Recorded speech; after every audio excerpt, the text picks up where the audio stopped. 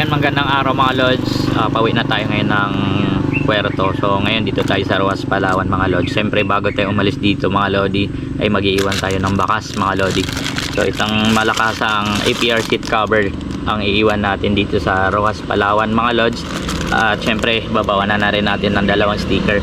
So ito mga sa solid followers ng Legendary TV dito sa Roxas, Palawan mga lodi, para sa inyo to. Paunahan na lang po talaga ito mga lodi, no? So mag-iwan lang talaga tayo ng bakas ngayon mga lodi. Abangan yung pagbabalik natin dito sa Roxas, Palawan. Mag-iwan tayo ng bakas mga lodi. So yun lang mga lodi, itatago na natin to sa kung saan natin pwedeng ilagay dahil sobrang daming dumadaan dito mga lods. Hindi ako makaporma kung paano ko itatago dito mga lods. So abang lang mga lodi. So ito na mga lods, nailagay ko na rin yung sticker. Ngayon itatago na natin. So kung alam nyo dito ay kilometer 133. Ayan, dito natin ilagay. So ito mga lods, tatago na natin dito.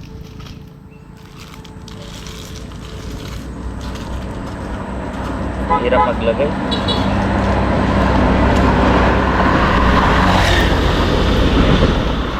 Ang daming dumadaan dito mga lods.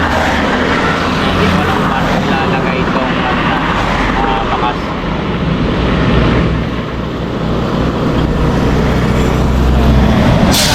Timing lang tayo mga lods.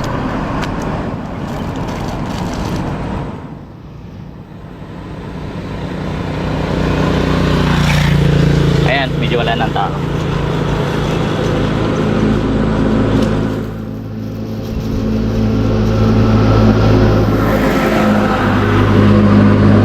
So yun mga lods, na itago ko na. Ayan, kung alam nyo itong daanan na ito mga lods, malapit sa Coconut Beach, kilometer 133. Ayan o, kilometer 133. Ayan, so papuntang Roxas, Palawan. Ito naman yung daan papuntang Puerto Princesa City. So dito ako nilagay mga lodi yung bakas natin. Ayan, yan ko tinago mga lods sa may baba ng poste na yan. So ayan, good luck. Paunahan na lang mga lodi, no, kung sino makakuha ng bakas natin dito sa Roxas, Palawan.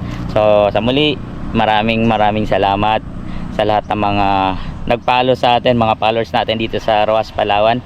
Drive safe po lagi sa inyo. Ingat po.